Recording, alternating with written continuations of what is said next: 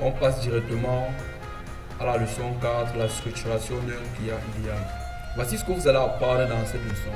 L'importance de définir le client idéal, les caractéristiques principales du client idéal, comment développer vos personas marketing, comment utiliser le client idéal dans vos campagnes. Avant de se lancer, vous devez bien retenir ça. Avant de se lancer en ligne, avant de se lancer dans un business, vous devez avoir l'image de votre client en tête.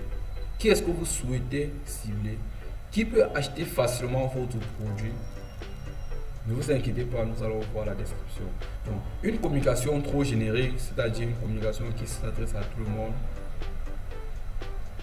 et qui est imprécise, ne permet pas d'attirer les bonnes personnes. C'est pourquoi il est crucial de définir votre client idéal, également appelé customer ou avatar client ou persona marketing. Donc, un buyer persona ou client idéal est une représentation semi-fictive de votre client idéal, basée sur les données réelles, comme les études de marché ou les retours de vos clients, et enrichie d'une analyse des comportements, besoins et attentes. Pourquoi définir un client idéal est-il important?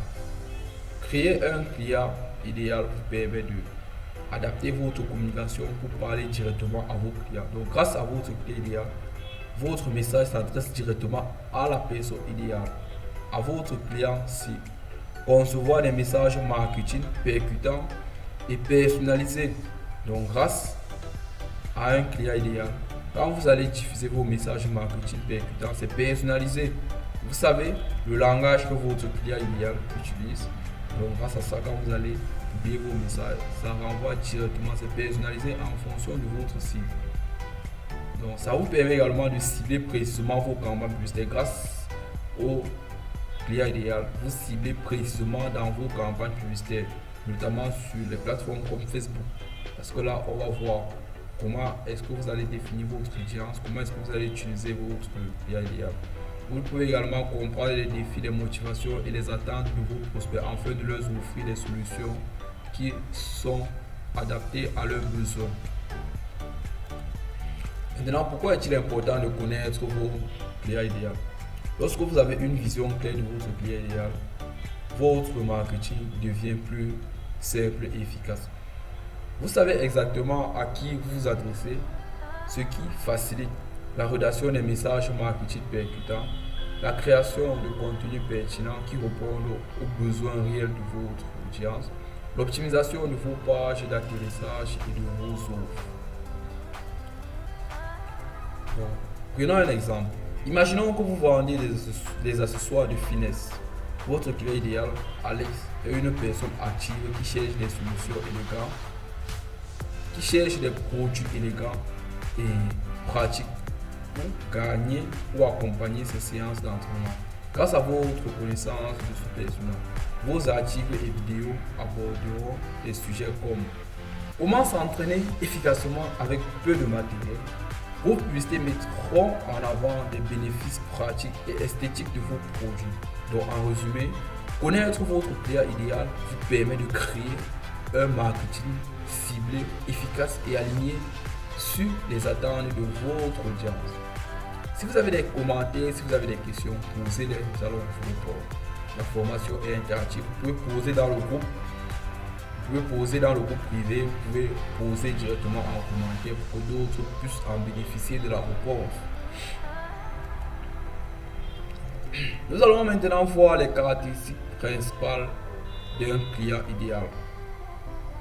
Il y a d'abord ce qu'on appelle l'identité démographique. À l'intérieur, vous devez définir l'âge de votre client idéal, le sexe, sa localisation, son niveau d'éducation, sa situation familiale, son salaire. Ensuite, vous passez à la profession. Quel est son métier, son secteur d'activité, son rôle dans l'entreprise? Est-ce que c'est un directeur général? Est-ce que c'est un employé? Vous devez également connaître ses objectifs et ses défis. Quelles sont ses ambitions, ses besoins prioritaires, ses obstacles rencontrés, ses peurs et ses frustrations, ce qui freine ses décisions ou génère des doutes. Qu'est-ce qui l'empêche d'acheter? Qu'est-ce qui l'empêche de prendre des décisions? Vous devez également comprendre ses centres d'intérêt. Quels sont ses hobbies, ses passions, ses influences, quels sont les différents experts qui suivent, quels sont les différents blogs qui lisent, quels sont les différents réseaux sociaux, quels sont les différents réseaux sociaux qui suivent. Donc, grâce à ça, vous devez comprendre également son rôle d'achat. Est-ce que c'est un décideur? Est-ce que c'est un utilisateur final? Est-ce que c'est un influenceur dans le processus d'achat? Qu'est-ce qui l'influence dans son processus d'achat? Est-ce que c'est? Vous vous posez cet ensemble de questions. Donc, voici une autre méthodologie en 5 étapes pour définir votre buyer persona. Là, c'est la méthodologie. Voici comment vous devez créer votre buyer persona. Premièrement, vous allez aller sur Word, sur Google Sheet, sur Canva, ça dépend bien de vous. Ou bien, si vous devez chercher un cahier, premièrement, vous devez créer une template. Donc, vous devez avoir l'image de votre client idéal en tête. Vous devez commencer par concevoir un modèle que vous pourrez remplir avec des informations collectées, incluant les éléments suivants. Donc, vous commencez profession, données démographiques, quel est son âge, sexe, localisation, salaire, niveau d'éducation, situation familiale, nom, tranche d'âge. Également, vous venez ici, vous devez également citer ses objectifs et ses défis, ses peurs et ses frustrations, centre d'intérêt, rôle dans le processus d'achat, influence, blog, réseaux sociaux, les experts, les gourous, ses gourous préférés. Maintenant, en étape 2, vous devez faire des hypothèses et analyser vos concurrents. Donc, vous devez utiliser l'empathie et la logique qui vont vous permettre d'identifier les besoins de votre produit. Quels sont les différents besoins de votre produit? Quelle est la solution que vous offrez? Quel est le problème que votre produit résout? Donc, c'est très important de savoir. C'est très important de savoir. Quelle est la solution que votre produit résout? Quel est le problème autant pour moi que votre produit résout? Qu'est-ce que vous apportez comme solution avec vos services? Donc, vous devez déterminer quel type de personnes bénéficierait le plus de vos solutions, de vos produits. Est-ce que j'ai mal aux yeux et que vous vendez les lunettes? Est-ce que j'utilise la machine et que vous vendez les lunettes? Maintenant, vous devez faire ce qu'on appelle l'analyse concurrentielle. Vous devez observer les cibles et les contenus de vos concurrents.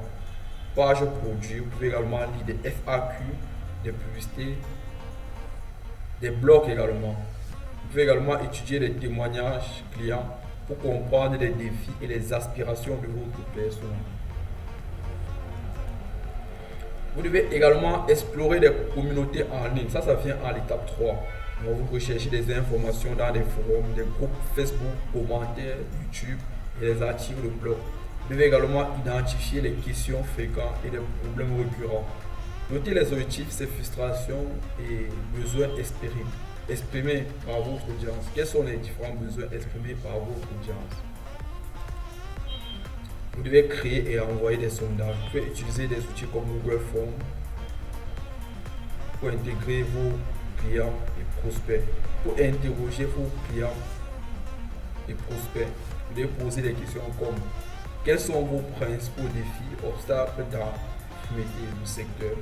Quelles solutions avez-vous essayé? Quelles sont vos passions, hobbies? Quels sites, blogs, réseaux sociaux suivez-vous? Ajoutez les questions démographiques pour compléter votre analyse. Donc, vous devez ajouter les questions démographiques pour compléter votre analyse. Également, vous interagissez directement avec votre client. Si vous avez déjà une base de données clients, vous contactez directement vos clients ou prospects pour des entretiens.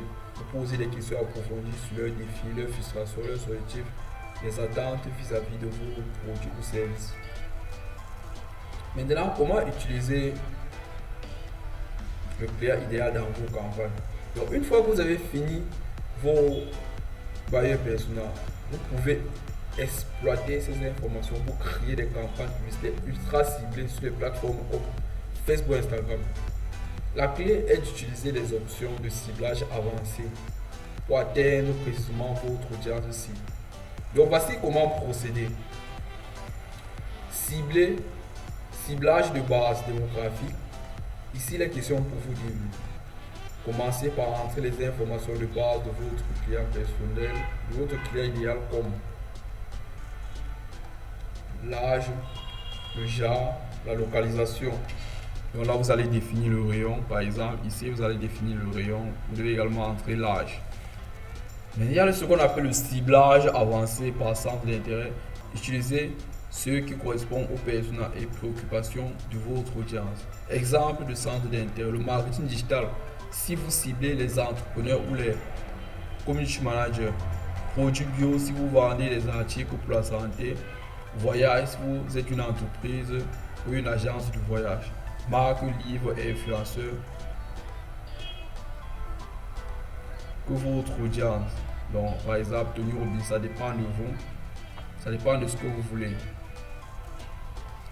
Également, il y a le ciblage par comportement. Les comportements permettent de cibler les utilisateurs en fonction de leurs actions passées. Achat récent, cibler les personnes ayant récemment acheté en ligne.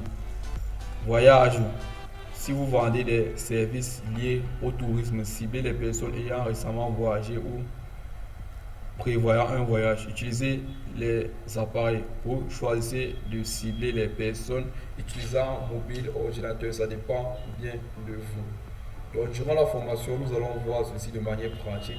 Là, vous devez déjà avoir la base, tout ce qu'il faut, tout ce qu'il est nécessaire pour vous.